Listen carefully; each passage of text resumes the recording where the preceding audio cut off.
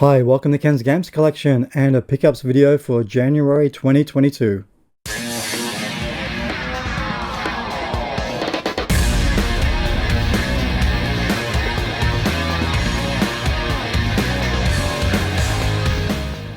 Okay, so I've got a lot of games to show in this video that I picked up over, I guess, the end of December 2021 and January. Let's start off with a lot of stuff on the PlayStation 5. Now, I did make a video on my PlayStation 5 collection, so I'm going to go through this as quick as possible. But one game that came in the mail 2 days after I put the video up on my collection was Final Fantasy Remake.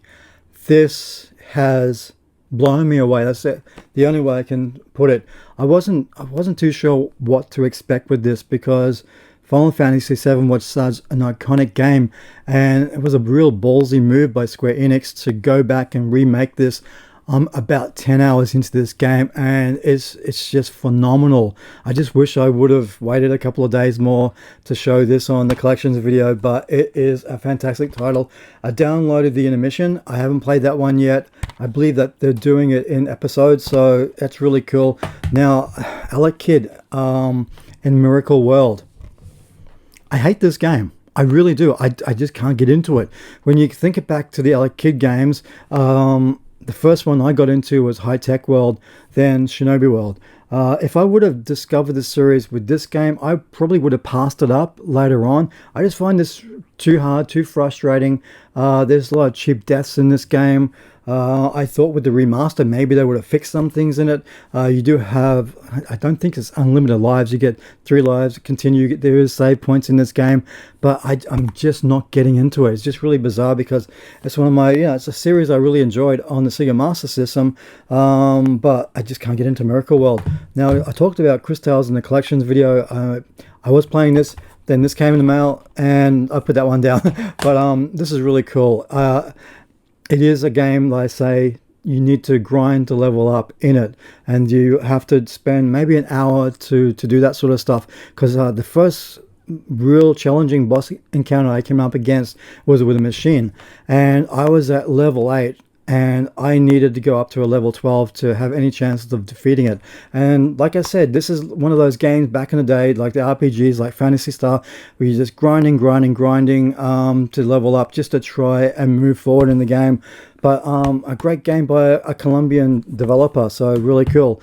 Now, Plague's Tale is a great game. I talked about it in my collections video, so I won't go into much detail, but definitely something to look forward to if you've got PlayStation 5, going for about $39. So that's a really good bargain for a PS5 game. And Sackboy: A Big Adventure, love it. It's really cool. Now, let's get into some Sega Master System games. Picked up 2. I'm surprised. I've had a bit of a hiatus from Master System collections, big pickups, but back into it with Walt Disney's The Jungle Book. $29 for this. Now, I never played this game back in the day. When you look at the back of it, it looks really cool with the graphics. I have heard really good things about this. Now, I picked this up. It's almost brand new. It's got the manual in there. Everything is intact. So I can't wait to try this one out. Now is another one I picked up based on the Sega arcade series, I think it was, and it's Hang On, which was a game that I played back in the arcades back in the day. Again, this has the manual inside. I didn't really look at the post on eBay. I just looked at the front cover and saw the manual there, and I thought, I'm going to grab this. At the back, there's a little bit of damage on the case, chipped away. The sleeve here is a bit loose. It wouldn't have stopped me to get this game because it's really hard to find stuff with manuals, and for some reason I've been very lucky to find a lot of Sega Master System games with manuals. So that's one of my main quests when I'm looking for Master System games. Can I find it with a manual? Now, this is incredible. One of my favorite consoles of all time was the Sega Dreamcast. To get rid of that was just one of the stupidest things I did in gaming. There was so many great games on it, and I've been on a mission to recollect, which seems to be really bad timing for me because a lot of the Dreamcast games have increased so much it's drastic how much they have increased, up to $200-300 for a game. And one of my favorite games on it was a game by Eidos and Crystal Dynamics. And I've been on the hunt for it for a long time, and I picked this up from France for $51, new and sealed. And it is one of the greatest games ever made, Soul Reaver, The Legacy of Khan. I cannot believe I picked this game up in this condition. Now, what's really interesting, this came in like one of those bubble packs. It wasn't, I thought it was going to come in like a cardboard box. It was one of those bubble packs. And I'm like, oh God, this is going to be wrecked. I opened it up.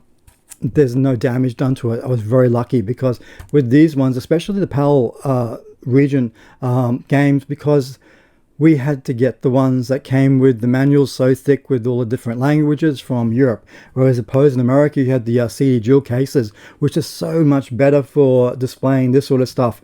And I really thought this was going to be all broken hinges and stuff, because these things are very liable to have broken hinges on it. But to have this brand new and sealed, I don't know if I want to open it or not, but this is one of my favorite games. I did play it on the original PlayStation, and when it was announced for the Dreamcast, I was like, oh my God, I have to get it. And it was an amazing game. And it's one of those games that I think about, because sometimes you're drawn into a game just from the opening sequences and the opening cutscenes. And this had a great opening epic cutscene with Kain and Raziel. And when Raziel gets thrown into the abyss and is burning on fire, you really feel that. And that really drew me into this game, seeing that sort of thing just from the opening. And it just set up for what was an incredible game on the Dreamcast. I still cannot believe, I got this brand new and sealed. It's just incredible. It is. It's a truly amazing game. If you're looking to collect for the Dreamcast, then this is a game definitely to get. $51. It was unbelievable. Cannot believe it. Now let's get on to the original Xbox. I'm surprised at how many Xbox games I've amassed over the last 12 months, maybe even less than that. I'm finding stuff still going really cheap here in Australia, and I picked up this game. I never owned it, and it was Sonic's first outing on the Xbox, and that's Sonic Heroes. I never played this game, and as it says there, Sonic's first outing.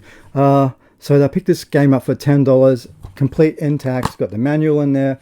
The game is in pretty good condition. They actually did clean it at CEX Exchange before they sold it to me. But I need to dive into this one, because it looks like, join the teams. I never played this one back in the day. I don't know why, but yeah. Another game that I picked up. I've seen this game so many times at the retro game stores, the op shops and stuff like that. And it was a video by Lightsaber Samurai when he was talking about it and how prices of this game is on the way up.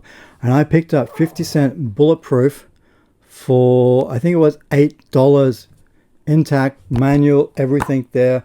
So yeah, if it wasn't for Lightsaber Samurai doing that video, I probably would have just kept on passing this one up. And I've seen it so many times, but I just love that cover art on it. Really cool. So yeah, I picked it up and I have to give it a go. I don't know if it's like a GTA style game or something similar to that, but it looks really cool. Now I picked up a game on the Nintendo Switch. Now I saw this on the PlayStation 4. Didn't get a physical release. It got a physical release on the Switch, and it's called Effigy. So this is an adventure game. I haven't opened it up yet. I might do a separate video on this, but yeah, it looks interesting. I like the art style on this game. So I thought, okay, I think it was like $34 I picked this up for. So yeah, I thought, why not? Now the last game that I picked up for January, which is on the PlayStation 4. I got it on Xbox One, I think. Yeah, I do. And it's Shadow of the Tomb Raider Definitive Edition. Now, I picked this up so I could play it on the PlayStation 5. I just don't want to keep swapping between PlayStation 4, PlayStation 5. And I thought this was going for like $29 with all the extra content. So I thought, okay, let's get it and just be done with it. So yeah, here it is. I have played through a couple of hours of this game, and I was really enjoying it. I really enjoyed the puzzle elements to this game opposed to The other games in this trilogy does try to take you back to the tombs and the puzzles more so than the combat, which I really enjoyed this one so far. So yeah, that's my pickups. I don't think there's anything else. That's it. That's my pickups for January 2022. Really good cross section of games here. I'm so happy about that. So until next time, guys, bye.